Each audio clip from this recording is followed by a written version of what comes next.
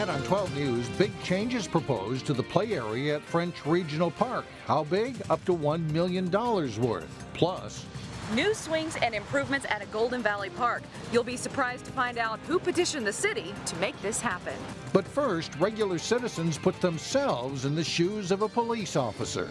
Making split-second decisions, very difficult. 12 News starts right now.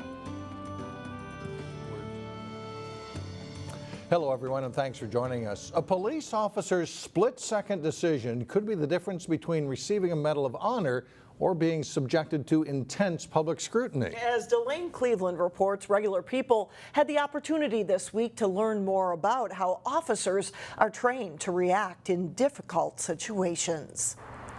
You guys are going to have to make decisions. What do you do? Wednesday evening at Hennepin Technical College. I want this to be a huge learning experience for you guys. Members of the local Multicultural Advisory Committee gathered to get firsthand experience of what police officers encounter on the job. Their frame of reference is from what happens on TV and the movies, and so they think that's how things happen in real life. Stuart Robinson conducted this firearms training simulation. So let's see how it goes. What he wants these residents of Brooklyn Park and Brooklyn Center to know is that real-life police stops with guns involved are nothing like what they see on television. When folks who aren't in law enforcement come through this kind of training, they get a little bit better understanding of how quickly you have to make a decision, sometimes a life and death decision for yourself, for another person, for other people. The civilians were put through scenarios where they had to make split-second decisions.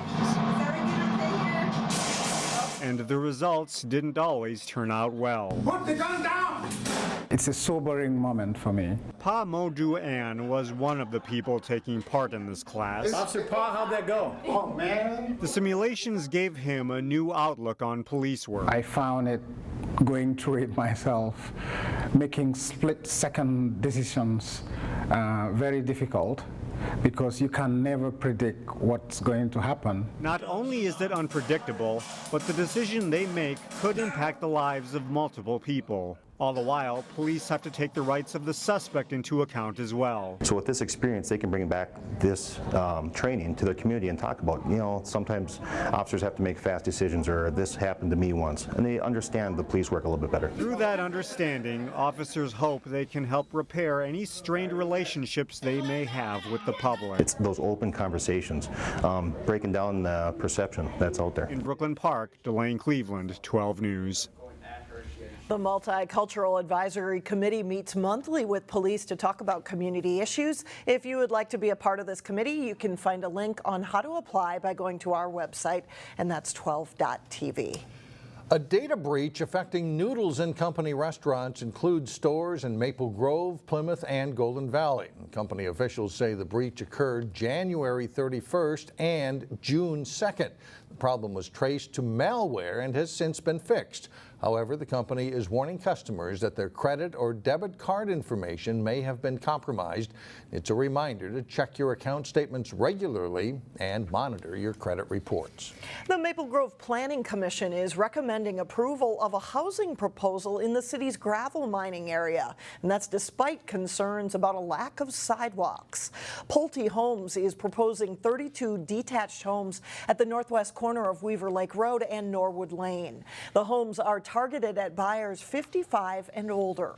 The development is located near amenities such as the Maple Grove Community Center and Town Green, but the new neighborhood won't have sidewalks. One planning commissioner called that very poor urban design. Twin Cities home builders, meanwhile, just had their best month since 2007. The number of single-family home building permits in June skyrocketed. Builders attribute the boom to low inventory of existing homes. Plymouth had the second highest number of housing building activity throughout the Twin Cities metro. The city with the highest number of permits was Lakeville. A highly visible site in Brooklyn Park that has been vacant for years will soon have a new owner. Lights on Broadway closed in 2010, and 6 years later it will become the new corporate headquarters for a delivery business called Freight Buddy. The company handles larger size shipments for the automotive and tire industries. Brooklyn Park City Council gave initial approval to an ordinance change to allow the business, and final approval is expected next month. And we're learning more about expansion plans by Lifetime Fitness in New Hope's City Center. Lifetime is planning a 7,800 square foot expansion which will occur at the back of the strip mall facing Hy-Vee. Improvements will also be made to the exterior of the Winnetka Shopping Center. Council member Jonathan London is glad to see something done to the building, as he says he doesn't believe the property owner has done the best job maintaining it. In case of fire in your home, how long do you have to get outside safely? Fire officials say that it is a lot less time than years ago due to more flammable materials in furniture. And that's why they say testing smoke alarms is very important. It is long enough so that even in a 10-foot ceiling, I can use it, and I can use my tester and reach up and push that little button on my smoke alarm and test it. 150 seniors attending a safety seminar in Maple Grove took home testers like these to help reach smoke alarms. Deputy Fire Chief Marilyn Arnlin told them that fires not only burn faster in modern homes, they're also hotter and more toxic. She says you may have just 3 minutes to get out of a burning home safely. Back in 1975, if you went and bought a couch or a mattress, it probably had cotton batting in it. Today, our mattresses, our chairs, our houses are full of plastics and foams and synthetics. They're all made from petroleum products, so they burn like petroleum products. That's why fire is so different today. Another factor is open floor plans in modern homes. While they're good for living, there are fewer walls to stop a fire. Coming up, an 11-year-old Golden Valley resident does her part improving the city, and we will show you how. And then later in sports, after winning a state high school championship, the players on the Wayzata American Legion baseball team are off to a good start. But first, the first day of July, that will seem a little more like September. Temperatures only expected to reach the mid-70s. Welcome back. Well, playgrounds are a big reason many families go to Three Rivers Park, so when one has to be replaced, it is no small task. The play area at French Regional Park is nearly 30 years old, and park officials say they want to replace it before maintenance becomes too expensive. But first, park officials want to hear from the people who use the playground. What would they like to see in a new one? Maybe a lookout tower, racing slides, or climbing nets. Maybe something totally different. What we're doing right now is looking at engaging the public as much as we can to get their insight on what they love. We hear so many people tell us what they love about this play area and that they played on it as kids. They want their kids and their grandkids to have a similar experience. So we recognize in the design process, we want to encourage that feedback. Three Rivers Parks is budgeting $1 million for the new play area. You can take a survey on what you would like to see at the Park District's website. That's threeriversparks.org. The district plans to build the new play area next summer. Children in one Golden Valley neighborhood are enjoying new playground swings this summer. And it's all because one young resident took her concerns all the way to City Hall. 12 News reporter Shannon Slatton shares her story. What trip to the park isn't complete without a turn on the swings? I like the wind going on me. Swinging is what Marguerite Giese likes to do, but just last year, there were only 2 swings at her neighborhood park. And I said I want more swings because there's only one baby swing and one swing. And me and my neighbors always like to play at the park, and I would always want to go on the swings, but so would they. So she brought the matter to the mayor's attention at National Night Out 3 years ago. You know, she said, I want more, it'd be great if we could have more swings. Then the mayor gave Marguerite a task, start a petition for the changes she wanted to see at the park. It was a tough challenge for a fairly shy young lady. You write up a petition, you write up what you want, and you go around and you get a lot of signatures, especially from kids, and bring it before the city council. I just walked around the neighborhood and knocked on their doors and told them about it. Yosemite Park wasn't on the list for upgrades for more than 5 years. But after the city heard Marguerite's request, she kind of had us in the palm of her hand, and we kind of, like butter, we just melted.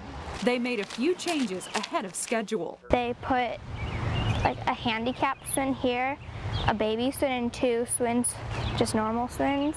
Changes that didn't stop at the swings. And they redid the path too, because that was really bumpy too. The city added benches, a fresh layer of wood chips, and updated the basketball court. You can load up and down, and it's fun. With a new hoop and a new surface. I'm proud of her that she got this done, and that's a good thing. Small changes at one neighborhood park, but a big civics lesson for one young lady. Some people say you can't fight City Hall, but really all it takes is one person, one voice, and they can truly make a difference. It doesn't matter how old or how young. I thought it was pretty cool. In Golden Valley, Shannon Slatton, 12 News. Mayor Shep Harris says young people addressing the city council in Golden Valley is actually not that unusual. Recently, 2 young people asked the city to update ordinances to allow for backyard chickens. So if you have a good idea and you're persistent, it doesn't matter how old you are. Yeah, I would say that's a good civics lesson. Coming up, the mayor of New Hope, who also happens to have a pretty good green thumb. But first, get set for holiday weekend fishing with Terry Tuma's weekly tip. John Jacobson has that and more next in sports. John Jacobson with sports now, and even good baseball teams can get in a jam now and then, you know, guys on base and that sort of thing, but this one can get out of them. Pitching and defense will go a long ways to winning a lot of baseball games. Wayzata is the defending state champion, Division I American Legion Baseball, and many of those same players added a state high school title just 10 days ago. They took on Bloomington Blue in South Hennepin League play. Wayzata is in white. Pitcher Eric Stolt gets out of a jam on the top of the first with some help from his defense. Nice slick 4-6-3 double play ends the threat. Second inning, and it's solid D once more for Wayzata. Turn another double play, this time starting with a shortstop, and this game stays scoreless. Bottom of the second inning, Wayzata's Jarrett Briol with a sharp grounder, and they can't field it cleanly. Jake Marsh scores to make it 1-0. It's 2-0 after 2. In the fourth, Bloomington with runners on second and third, but Stolt gets a big strikeout to keep his team out of trouble, and they still lead 2-0. Sixth inning, Wayzata up 3-0. They'll get an insurance run. Danny Dice drills one to the gap. Briel comes all the way around from first base to score. Wayzata wins this Legion game 4-0 is the final. You'll hear the crack of the bat as Wayzata is one of 3 local teams that will vie for the title at the Delano 4th of July Legion Tournament. It's a wood bat tournament. Wayzata is in Pool A along with host Delano, Rockford, and Minneapolis Southwest. In Pool B, local teams Osseo and Providence Academy are in with Egan and Watertown. Action starts Friday with Wayzata meeting Delano in the opener at noon. Osseo and Providence play at 2:30. Each team has a pool play game Saturday with Osseo meeting Watertown, Providence facing Egan, and Wayzata taking on Rockford. Pool play continues Sunday. Wayzata will play Southwest, Providence against Watertown, and Egan and Osseo will battle. And then the tournament wraps up on the 4th of July with semifinal and championship game action. The Chester Bird American Legion Post baseball team of Golden Valley is made up of Benilde St. Margaret's players. They had a rough time though Wednesday night when they faced Edina. Bottom of the second inning, Carter Tice slices a hit the other way to score a run and give Edina a 2-1 lead. Third inning, Brock Boltman with a high pitch driving it to the gap brings around Ben Van Hove, and Edina is up 10-1 in this game. Top of the fourth, Chester Bird with a runner on second. Dylan Hewitt with a line drive toward the gap, but Joey Sorensen, what a great diving catch, saving a run there. Bottom of the fourth, Edina keeps hitting. Boltman with a 2-out bases loaded shot to the fence that brings in 3 runners, makes it 15-1. That's the final score. Edina beating Chester Bird in 5 innings. 2 jigs is better than 1, so says Terry Tuma in this week's Channel 12 fishing tip as he talks about landing summer crappies. Here's Terry. 2 jigs for crappies are extremely productive through the whole open water period, from right now all the way into the fall pattern. With tube jigs, first of all, using different sizes, different colors, but we can alter these tube jigs by shortening up some of the tentacles, pulling some of them off or out, if you will. And what we're trying to do then is match the mood of the fish by reducing some of the bulk and action. Then along with that too, what we also have to relate to is that you can use these under bobbers, you can troll them with a 3-way swivel rig, you can cast them, vertical jig them. There's just tons of ways to use a vertical jig, not just only jigging over the side of the boat. And then tipping it with a minnow, with wax worms, or some of them more artificial like power baits and so forth, all becoming extremely popular.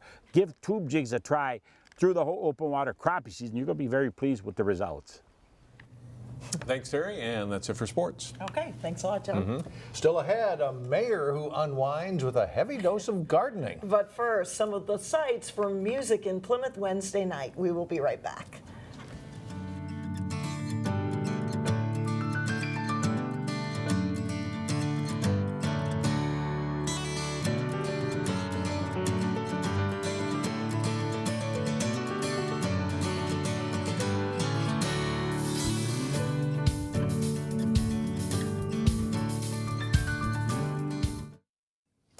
Welcome back. The mayor of New Hope is one busy lady. Kathy Hempkin not only runs the city, but she's also president of the Back Acres Garden Club. Reporter Sonia Goins goes in the garden to show us the mayor's garden retreat. This is where Mayor Hempkin comes when she wants to get away from it all. This is really my sanctuary back here, and it's just peaceful and quiet, and I can read back here. Her backyard started out as a rock garden. And it was just weeds and rocks and thistle. But Hempkin and her husband got rid of the rocks and put in perennials. Lots of hostas, lilies, bee balm, and other colorful flowers. And I get a lot of butterflies. I get a lot of birds. She also has a vegetable and fruit garden with tomatoes, peppers, and raspberries. Every morning I go out and pick a little bunch of raspberries, enough for breakfast. Yesterday I made raspberry muffins for the mayor's prayer breakfast. In the corner of the yard sits an arbor with grapevines winding around it. Those are Frontenac grapes. Hempkin is putting the Minnesota hardy grapes to good use. They just kind of cover everything, and we get grapes, and somebody comes and picks them in the fall. We help them crush, and then they make wine. It's a Hempkin reserve. Hempkin's front yard is beautiful too. Big hostas and colorful flowers make a grand statement. Hempkin says mostly everything in this garden was given to her. Some are from my mother-in-law, some are from my sister-in-laws. And she doesn't mind sharing too. If somebody wants a piece of that or a piece of the big hosta in the fall, I'll split that for them. So I can come back and get some hostas? You can come back and get hostage. In New Hope, Sonia Goins, 12 News. It's on the record there. Hempkin says the key to a good garden is to water daily and also deadhead flowers so that new ones can grow. Meanwhile, New Hope is looking for residents with nice gardens and landscapes for the city's Rave Awards. And you can contact City Hall in New Hope if you would like to nominate someone. Grapes and raspberries at Mayor Hempkin's. I like that. Really neat, really neat. I like the name of that gardening club too. That's one of the better ones. The Back Acres. Back Acres. That is a creative one. That does it for us. Thanks so much for joining us. We'll see you back here again Friday, starting at 4.